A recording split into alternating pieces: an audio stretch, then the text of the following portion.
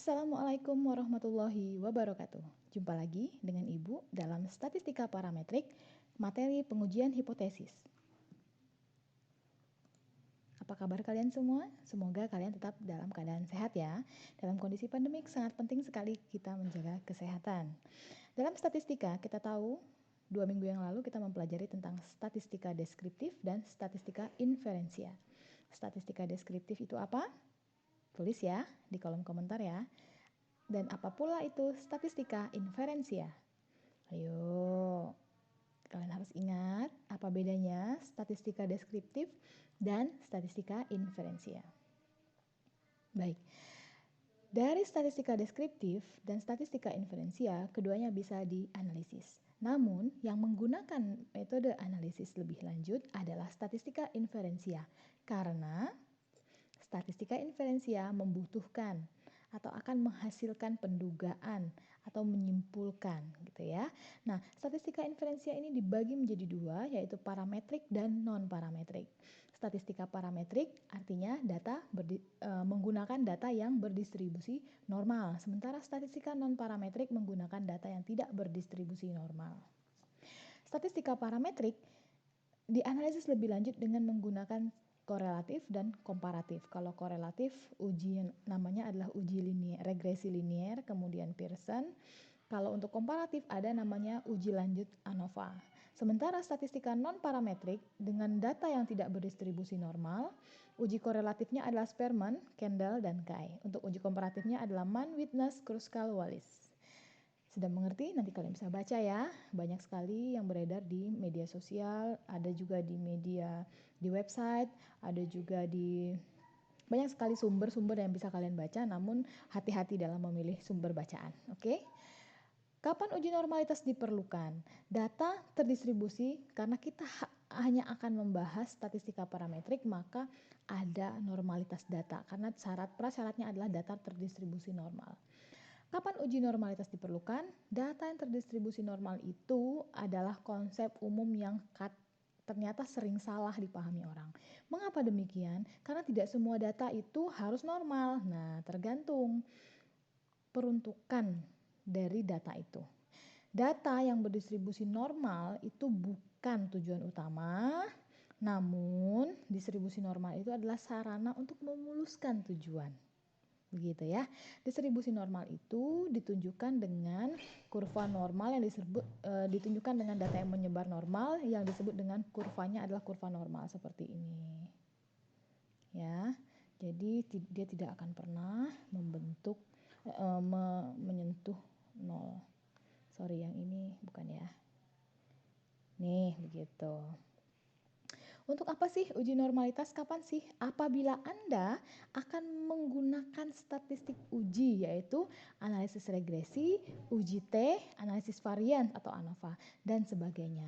Ini dia ya, ada uji T, ANOVA, uji T berpasangan, uji F, analisis regresi, dan analisis CP ya. Jika ada data normal, apakah ada data tidak normal? Pasti ada. Mengapa sih data tidak normal ada? Karena ada yang namanya data ekstrim. Biasanya ada satu set data yang menghasilkan miring. Jadi kalau misalnya sebelum kita uji, kita masukkan dia ke dalam sistem dan kita lihat kurvanya, maka kurvanya bisa saja menjadi seperti ini, ya. Ini ya kurvanya bisa menjadi seperti ini. Itu tidak normal gitu ya. Terlalu banyak nilai-nilai ekstrim itu bikin kurvanya menjadi miring. Hal ini kemungkinan terjadi karena kesalahan penentuan pengukuran, kesalahan entry data, atau adanya outlier. Apa itu outlier? Outlier adalah pencilan. Namun pencilan ini juga harus hati-hati. Cara untuk mencapai normalitas data adalah menghilangkan pencilan tersebut dari serangkaian data. Kemudian ada yang kedua adalah tumpang tindih dari 2 atau lebih proses. Kadang-kadang peneliti itu tidak sadar bahwa ada 2 proses yang terulang sehingga menghasilkan 2 atau lebih set data yang tumpang tindih sehingga menjadi tidak normal. Ini akan menghasilkan bisa saja datanya begini ya. Bisa juga miring-miring, bisa tiba-tiba miring terus begini lagi ya, tergantung pada bagaimana kesalahan itu berasal. Misalnya dari satu proses penjumlahan atau pergeseran, atau dari sebuah proses yang sering bergeser. Jadi misalnya ada pengurangan, ada penambahan, ada apa namanya ya, penambahan atau pengurangan tapi tidak sesuai prosedur begitu. Inisiatif peneliti saja, sehingga ada data yang terlihat tumpang tindih. Nah, ini bisa diperbaiki dengan stratifikasi data. Misalnya data ini harus dipilah-pilah, ini data A, ini data B ya, sehingga jangan dicampurkan karena prosesnya pasti data untuk pengambilan data A sama data B ini mungkin saja berbeda. Oleh sebab itu di metode harus jelas kamu memakai metode apa. Kalau metodenya tidak bisa digabungkan secara statistik, maka nanti datanya akan menjadi tumpang tindih seperti ini, begitu ya. Kemudian kurangnya data diskriminasi, ada error yang dihasilkan dari perangkat dari penghitungan data itu, sehingga data kontinu, data terdistribusi normal itu terlihat diskrit atau tidak normal. Sebenarnya data itu normal, tapi karena kurangnya data yang membuat pembeda gitu ya. Ini bisa diatasi dengan menggunakan sistem pengukuran yang lebih akurat, atau bisa kita ulangi data itu.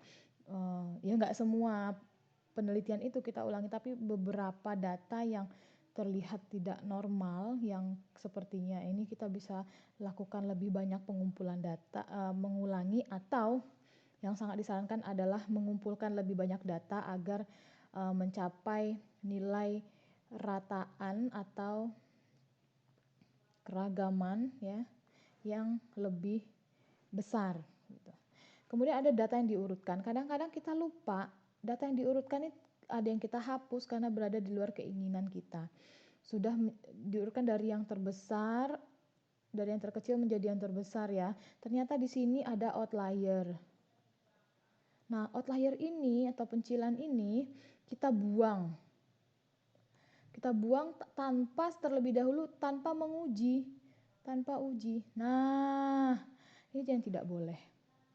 Kemudian ada data mendekati 0. Jika Anda memiliki banyak data yang mendekati 0, maka kurvanya akan cenderung menuju ke arah kiri.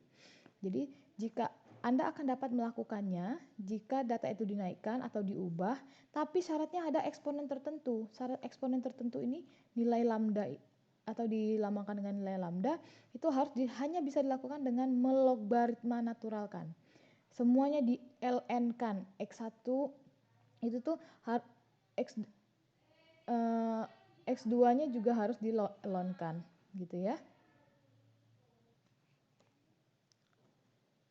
Oke, sampai di sini paham ya? Nah, ini contohnya. Ada data yang tidak normal, dia ke sini ya, ini udah hampir mendekati 0. Kemudian kita akan mentransformasi menggunakan logaritma natural. Setelah kita transformasi, maka hasilnya menjadi seperti ini, dia membentuk genta. Ciri-ciri kurva normal atau data normal itu datanya membentuk genta, kurvanya membentuk genta. Paham ya? Bagaimana membedakan data normal dan data tidak normal? Kita dapat menghitung membuat kurva normal dengan menggunakan teori ini yang diperkenalkan pertama kali oleh Abraham de Moivre. Nah, persamaan matematika ini apa? Ya, ini adalah simpangan baku. Simpangan baku populasi ya. Kalau simpangan baku contoh itu lambangnya S. Kemudian ini biasa kita tahu bahwa ini adalah nilai konstanta yang dibulatkan, kemudian eksponensial juga konstanta yang dibulatkan. Lalu ini adalah data ya.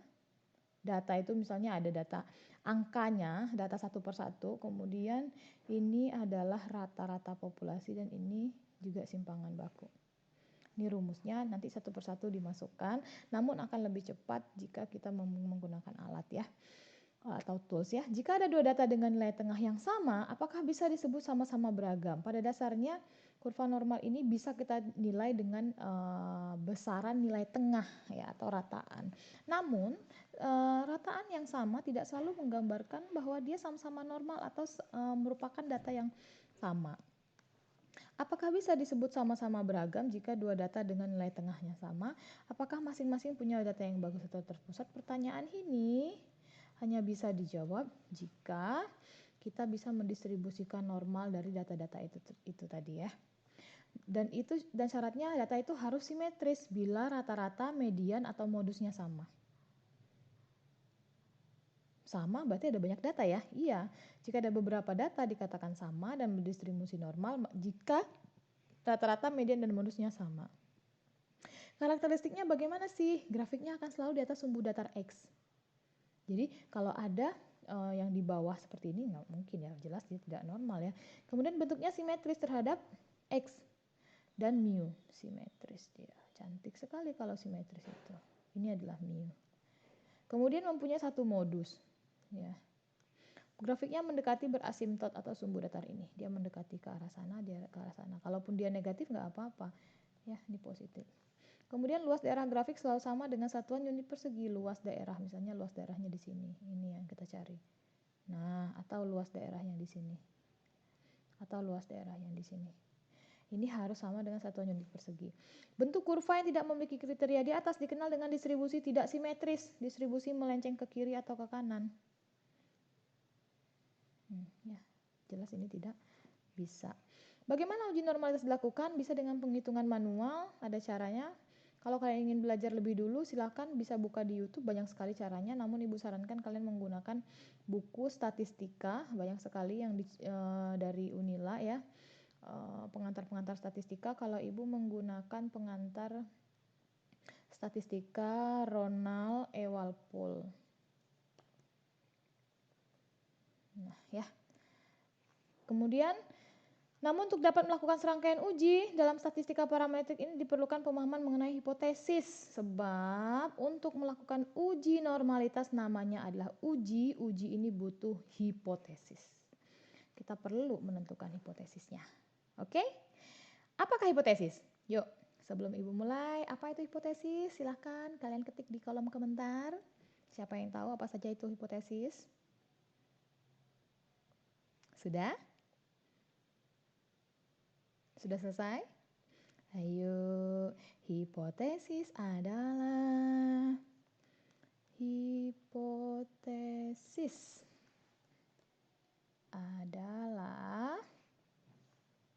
kemudian dilambangkan dengan apa? Ya, kalau dilambangkan dengan apa ya dengan H ya. Ada apa? H0, ada H1. Bener gak sih? Oke, kita cek yuk. Hipotesis adalah pernyataan, anggapan yang punya benar, punya salah. Jadi hipotesis itu adalah serangkaian pernyataan, ada dua ya pernyataannya, atau dugaan kita yang menyatakan benar atau tidak benar atas pernyataan yang kita buat tadi. Jadi artinya dalam hipotesis itu ada dua buah pernyataan. Yang pertama pernyataan yang ingin kita anggap benar. Yang kedua adalah pernyataan yang jika yang kita anggap benar itu tidak terjadi. Paham ya? Kalau hipotesis itu berasal dari kata hupo dan tesis. Hupo artinya lemah, kurang atau di bawah, sementara tesis adalah teori, proposisi atau pernyataan yang ingin kita sajikan sebagai bukti. Sehingga kalau secara lengkap hipotesis adalah pernyataan yang masih lemah kebenarannya sehingga perlu kita buktikan dengan atau dugaan yang sifatnya masih sementara. Bagaimana cara membuktikan? Ini adalah uji-uji yang tadi, uji T, uji normal, uji Z ya, ANOVA gitu ya dan sebagainya. Contoh, besok akan turun hujan. Bisa benar, bisa salah ya. Oke, kemudian penambahan pupuk meningkatkan produksi. Bisa saja benar, bisa saja salah. Varietas A lebih baik dibandingkan varietas B. Kata siapa? Ayo kita uji. Hipotesis itu adalah prosedur yang dilakukan dengan tujuan memutuskan apakah kita akan menerima atau kita menolak hipotesis yang telah kita buat sendiri. Mengenai parameter populasi, parameternya tadi misalnya, nih, pupuk meningkatkan produksi, ya, kemudian varietas lebih baik varietasnya. Hipotesis statistik dinyatakan dalam dua bentuk, yaitu H0, ya benar tadi yang menjawab H0 ya, kemudian ada H1. H0 adalah suatu pernyataan yang ingin kita tolak. Jadi kalau kita membuat pengujian, H0 itu ingin kita tolak. Karena dia sama dengan 0, artinya tidak terjadi apa-apa. Nah, kita ingin terjadi apa-apa. Pernyataan lain yang akan diterima jika H0 ditolak. Bingung ya? Ya, nanti akan lebih jelas. Hipotesis 0 diartikan sebagai tidak adanya perbedaan. Ingat. Yang namanya 0 berarti dia sama dengan ya. Misalnya nilai si A sama dengan si B. Artinya apa? Jika dicari selisihnya, maka si A dengan si B ini selisihnya 0. Tapi kalau si A lebih besar daripada si B, jika kita cari bedanya berapa sih? Bedanya pasti ada, mungkin negatif, mungkin positif ya bedanya ya. Nah, untuk hipotesis 0 ini tidak ada beda. Baik itu variabel pertama dengan variabel kedua, nggak ada bedanya. Sementara hipotesis tandingannya adalah ada beda. Apakah bedanya itu lebih besar, apakah bedanya lebih kecil, atau bedanya adalah tidak sama. Ini lain. Kalau lebih besar atau lebih kecil, ujinya satu arah. Kalau tidak sama dengan ujinya dua arah. Arah satu, arah dua. Gitu. Yuk kita sekarang melihat bentuk-bentuk rumusan hipotesis. Ada hipotesis deskriptif. Apa sih hipotesis deskriptif? Hipotesis tentang nilai variabel mandiri tidak punya perbandingan atau hubungan. Misalnya, ada masalah penelitian sebagai berikut. Seberapa tinggi produktivitas alat tangkap gillnet ini pada kelautan ya?